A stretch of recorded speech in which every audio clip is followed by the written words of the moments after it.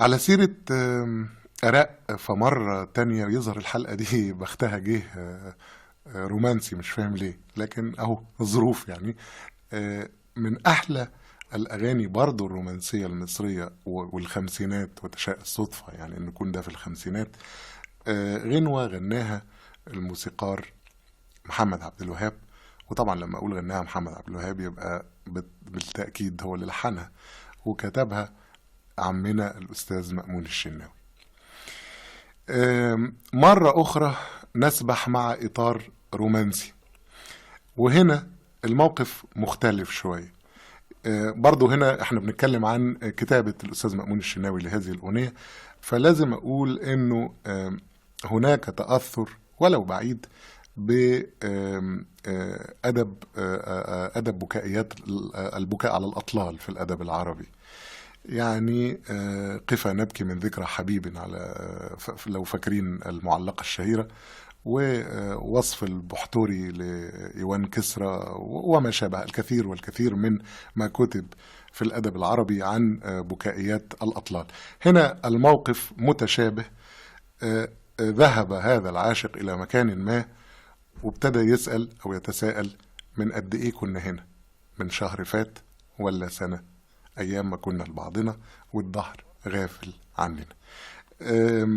برضو الغنوة بتبتدي بسؤال، ولكن هنا السؤال ما بيفضيش إلى سؤال زي الغنوة اللي فاتت، لا، هنا سؤال بيفضي إلى تداعيات لا شعورية، يعني تيار لا شعوري مستمر متدفق. علشان يتحقق لعم مأمون الشناوي هذا التيار الشعوري، في الحقيقة ما ألزمش نفسه ببحر شعري واحد. يعني هنبص كده في الغنوة هنلاقي: من قد إيه كنا هنا؟ مستفعل مستفعل. من شهر فات ولا سنة؟ مستفعل مستفعل. لو بصينا في حتة تانية فهنلاقي إنه بيقول مثلا: مريت هنا واشتقت إليك، والساعة من العمر هنية. الميزان مستفعل فاعل فاعل، مستفعل فاعل فاعل.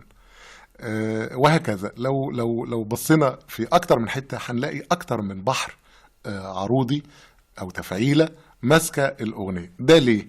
علشان ينسب هو براحته، علشان يحقق لنفسه جريان هذا التيار أو تداعي هذه الأفكار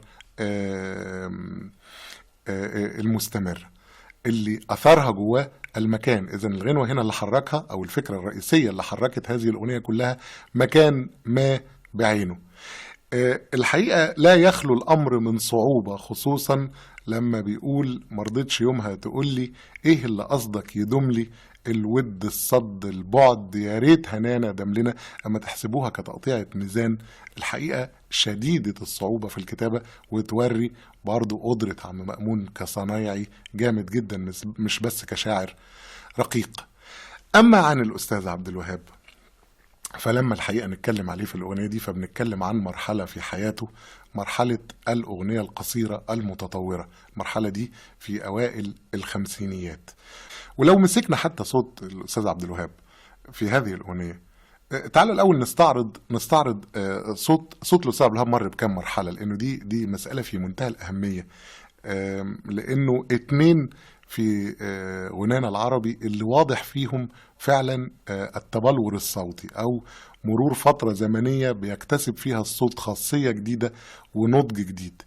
نقول انه في الاول سمعنا الاستاذ عبد الوهاب بيغني غنوة الشيخ سلامة حجازي المعروفة: ويلاه ما حيلتي ويلاه ما عملي، ضاع الرشاد وضاقت في الهوى سبلي.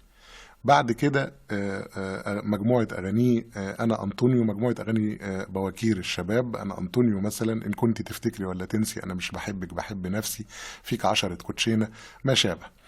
بعد كده مرحلة المواويل اللي بتستمر معانا مع اختلافات طفيفة جدا في الثلاثينات.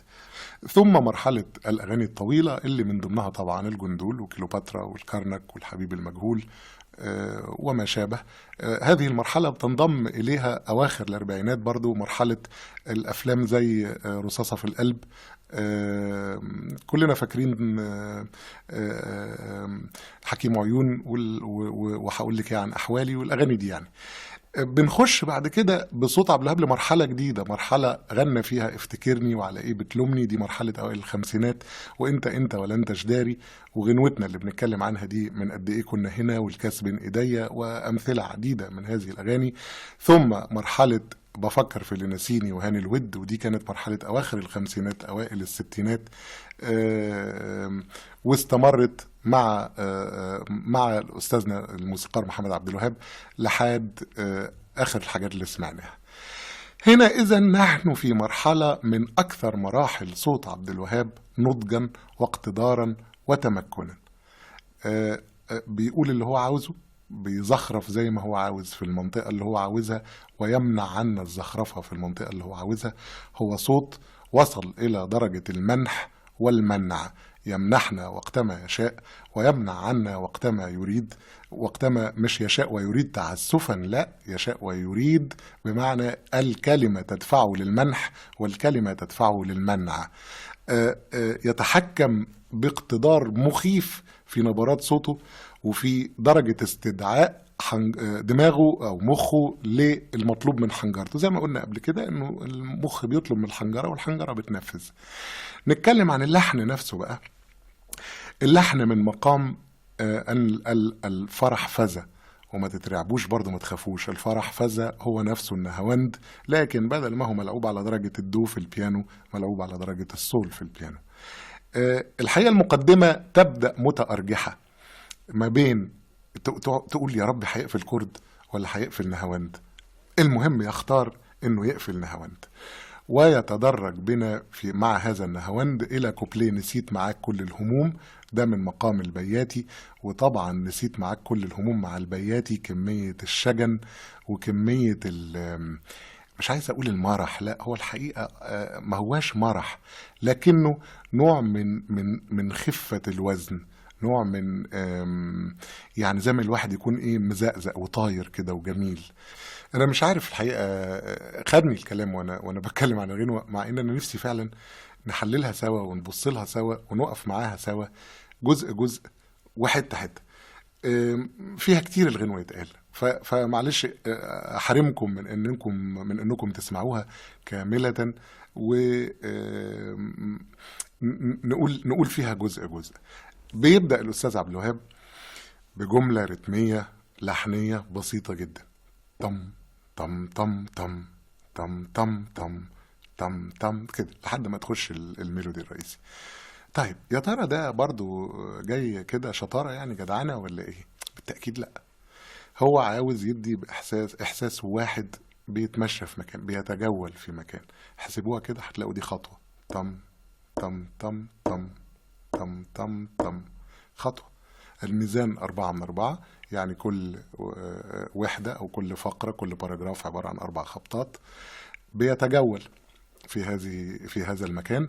بنسمع المزيكا بطلها زي ما ذكرنا هنا، واخد السولو آلتي الخشب الأبوة والباصون، إلى أن بتنتهي المزيكا بتقف الخطوة علشان يدي نفسه ويدي مستمعه فرصة الإحساس بأنه يتأمل.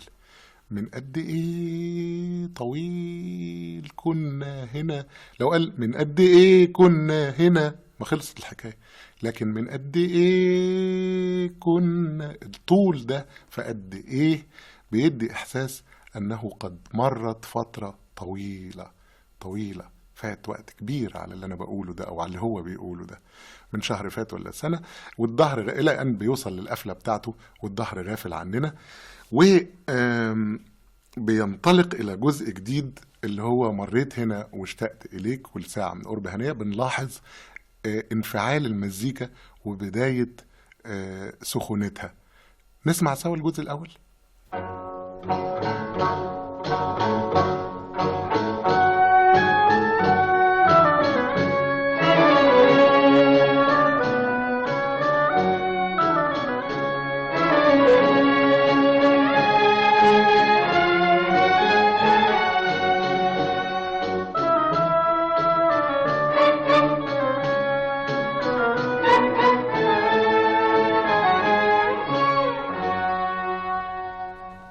من قد ايه كنا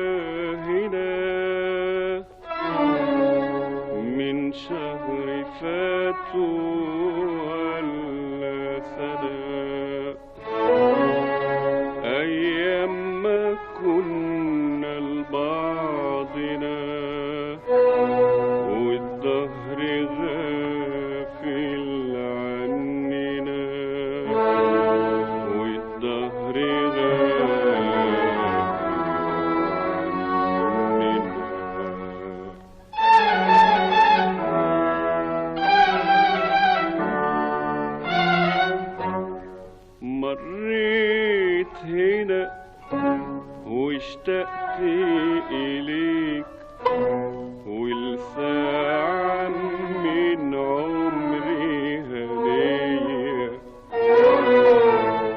والبدر وانت وضيع عينيك بينوروا الليل حواليا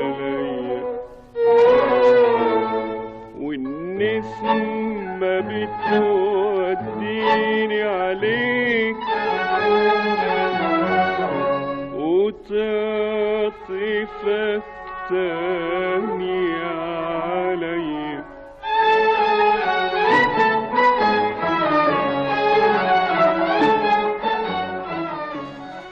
شفتوا والنسمة بتودي، شفتوا الحركة اللي حاصلة دي فالس عامل تقسيمة علشان يحسس بالمرجحة بتاعت النسمة وتعطفك تاني عليا. هنا بيخش للقسم التاني من الأغنية وهو من مقام البياتي اللي هو اللي قلنا عليه قبل كده، نسيت معاك كل الهموم. الإحساس المنتشي الطاير الجميل ده بيخش بمقدمة مرحة لكن شجية في نفس الوقت، مليانة شجن كده، مليانة جونا يا جماعة، جونا يعني هوصفه لكم، أقول لكم إيه، ويغني بنفس الشياكة سبحان الله بتاعت ربنا بقى مش بتاعت حد تاني. نسمع.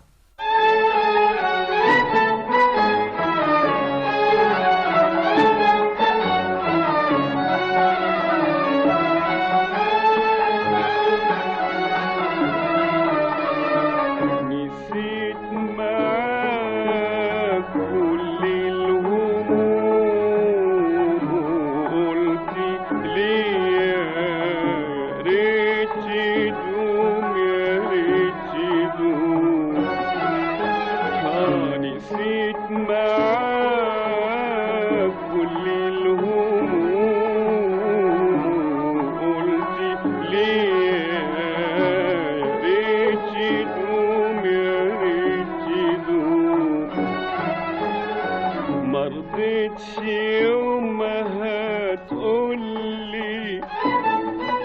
ايه اللي قصدك يدوم لي الود الصد البعد يا ريت يا ريت هدانا يا ريت هدانا دام لنا.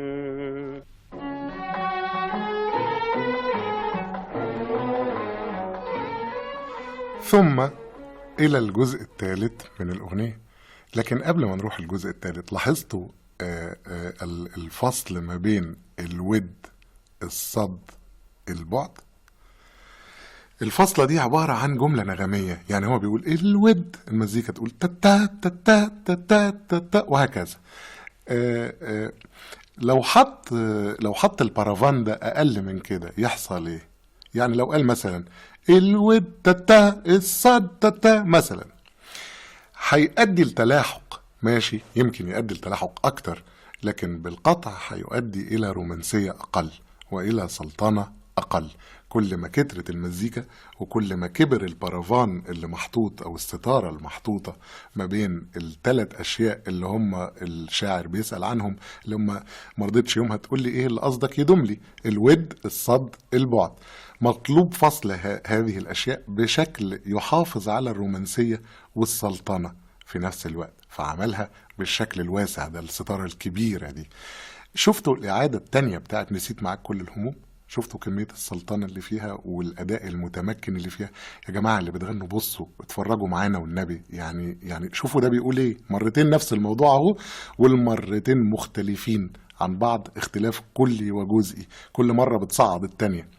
المهم ننتقل إلى الجزء الثالث. الجزء الثالث في الأغنية من مقام راست النوى، راست السول يعني على البيانو.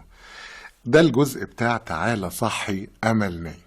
الجزء ده هنا فيه حاجتين، أولا فيه إشراقة اللي هي تعالى صحي أمل نايم تصحى على إيديك أفراحه، ولاحظوا وانتوا بتسمعوا النغبشة والنقرشة بتاعت أنور منسي على الكمانجة، شوفوا بيعمل إزاي في كلمة تصحى على إيديك أفراحه. بيعمل حركة اسمها التريل، اللي هو الحركة ما بين حرفين متجاورين بسرعة شديدة جدا. النورمانسي كانوا يقولوا عليه التريل بتاعه زي الجرس، يعني بيعمل تررررررر بسرعته دي. بعد كده الجزء الثاني بيقول وإن كنت خايف من الظالم، دي انفجارة أو اندفاعة لكنها هادئة برضه، ما احنا محافظين على نفس الإطار الرومانسي. إلى أن بيقول واللي جمعنا سوا كان صدفة ولا هوا، وكلمة كان صدفة ولا هوا تاني مرة اللي هي ولا هوا بيعمل بيها الكوبري الصغير اللي بيرجعنا للبياتي حيث قفلة الأغنية. وقفلة الأغنية هنا بقى نفس كلمة والظهر غافل عننا، بدل ما بيقولها قرار بصوته العريض بيقولها جواب، يعني زي ما قلنا برضو الجواب هو المنطقة الحادة من الصوت، يعني بيقولها بنفس صوته لكن الجزء العالي. لكن بيلعب لعبة لذيذة ورا ده بقى، بيجيب القرار برضو بآلات الخشب اللي كانت لعبة الأول، اللي هو خباها عننا طول الغنوة دي، بيخليها تقفل بالغليظ وكأنما بيودع المكان وتنتهي الغنوة فاقدة الأمل في عودة هذا الحب مرة أخرى. نكمل من قد إيه كنا هنا.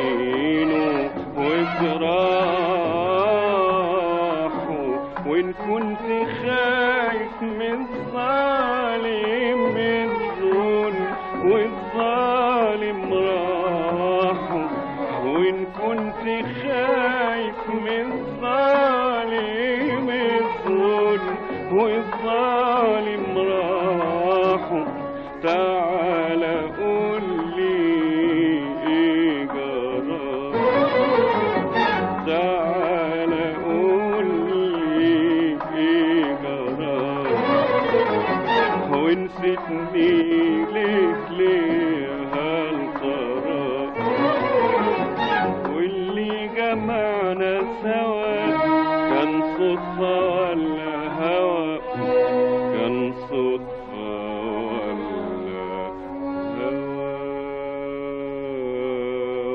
ولا هوا. نسيت معاك كل الهموم، قلت ليه يا ريت تدوم يا ريت تدوم، مرضتش يوم ما هتقولي ايه اللي قصدك يدوم لي الود، الصد البعد يا ريت يا ريت هنانا يا ريت هنانا دمنا، من قد ايه كنا هنا، من شهر فات